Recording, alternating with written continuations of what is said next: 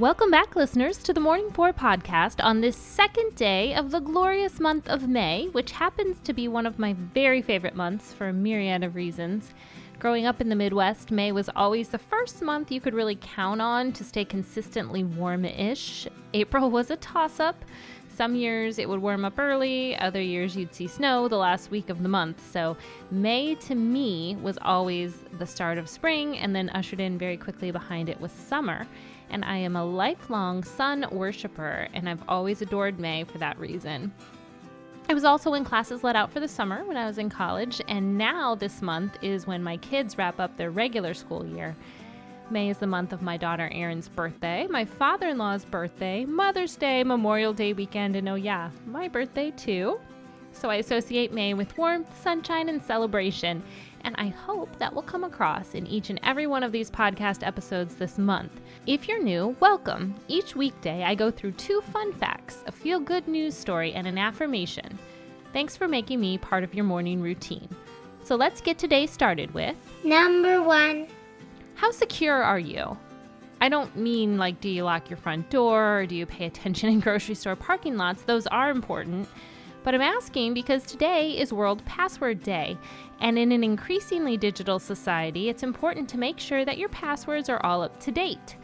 Intel invented this day, the first Thursday of May, as an awareness campaign to remind people to stay vigilant when it comes to password security. And one way in particular is to make sure you have strong passwords to begin with. So that means skipping practical things like your mother's name or your cat's name and creating passwords that actually don't make much logical sense. There are even password generators online that will randomize the numbers and letters and characters for you so you have the strongest passwords possible. It's also advised not to have the same passwords for all of your accounts. However, if you're like me, that can make it tough to remember which one goes where. But it is important because however you pick your passwords, you need to make sure they're random enough to throw off cyber criminals. And you can learn more about how to have a strong password by heading to today's show notes where there are some helpful links. Number 2. How much would you pay for unlimited first-class airline travel for life? First class for life. Think about it. Unlimited flights anywhere in the world as often as you want. First class for the rest of your life. Well, if you've never heard of a deal like this, it's because it's only been offered one time, and it was offered by American Airlines in the early 1980s. Back then, the airline offered lifetime first-class travel for individual passengers for $250,000, which is about $560,000 today. These buyers could purchase a companion ticket for just $150,000, and older people got an even better discount. Makes sense.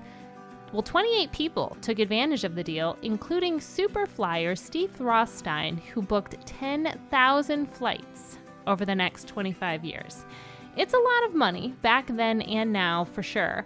But if you had an unlimited flight pass, where would you go? Number 3. Today's Feel Good News story is sourced from Good News Network. Those last hints of winter weather are melting away in most areas of the country, but the heartwarming stories of people helping others in wintry weather are still going strong.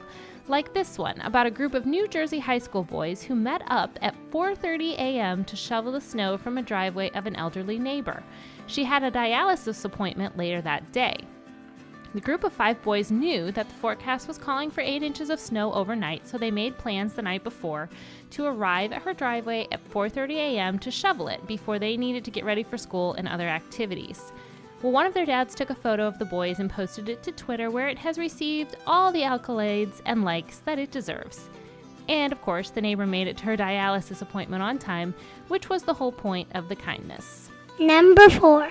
And on that note, let's launch into this Thursday with today's affirmation. Repeat after me. I am letting go of whatever negativity is stunting me. Today, I claim positivity as my own. Just let it go. Let all that negativity out of your body. Claim that positivity. Have a great day. I'll see you back here again tomorrow.